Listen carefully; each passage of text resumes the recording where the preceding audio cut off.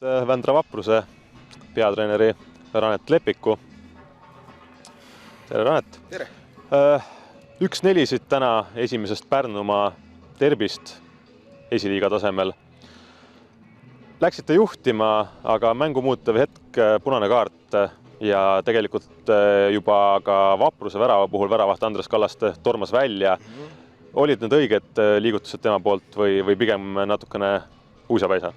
Kui te räägite sellest punase kaardi olukorras, siis probleem algas tegelikult juba vastase poole peal, kus me tegelikult pidime ise juba selle rünnaku ära lõpetama ja kas või selle varuväljakule selle palli lööma ei oleks seda punast kaarti tulnud, aga need vahelt söödud tulid üksteise järel seal. Tegelikult oli mingi hetk, me pidime sealt kärisema nii-öelda, et me leppisime kokku, et kaitseliini ajame ikkagi suhteliselt sinna keskvälja lähistele, aga mängijate vahed olid piisavalt suured, et sealt vahelt sai läbi sööta ja karistati ära sellest.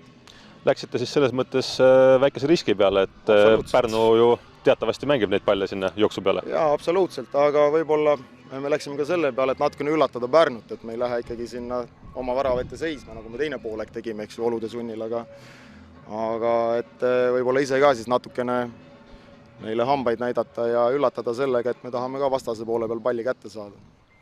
Tuleme korraks veel punase kaardi juurde tagasi, et Oliver Ojala tuli pingilt sisse.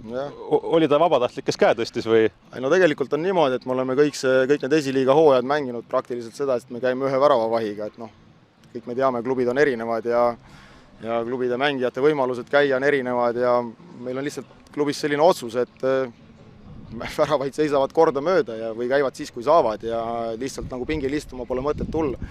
Ehk siis 7 aastat umbes ja esimest korda, me vist Taaviga rääkisime ka enne mängu sellest, et ühe korra me selle näppu lõikame ja täna me sellega siis, tegelikult ei lõiganud näppu, et Oliver oli väga tubli väravas, aga jah, nüüd on neljapäev, ei tea, kas Ants töölt ära saab ja Andreasel on punane kaart, nii et nuputamist on. Oliver kindlasti väravas ei ole neljapäeval, aga nii ta on.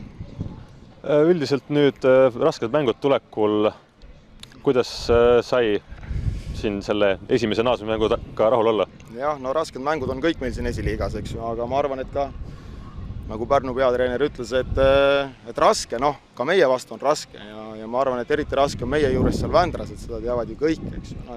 Et me olime meeskonnana ju teadlikud sellest, et kõik need mängud siin esiliigas on rasked, aga õnneks need 3 Pärnumaa satsi siia esiliigasse jäid ja meie otsust sellega või selle otsuse tegemise meie jaoks lihtsamaks tegid, et siin esiliigas mängida ja mängime nii hästi kui oskame ja püüame hambaid näidata kõigile. Küsin teilt ka pausi kohta, et võib-olla natukene selline rohkem jalgpalli harrastajate või sõprade punt olete võrreldes Pärnuga, et kuidas teil oli, kas tundus, et keegi on vahepeal lulliga löönud?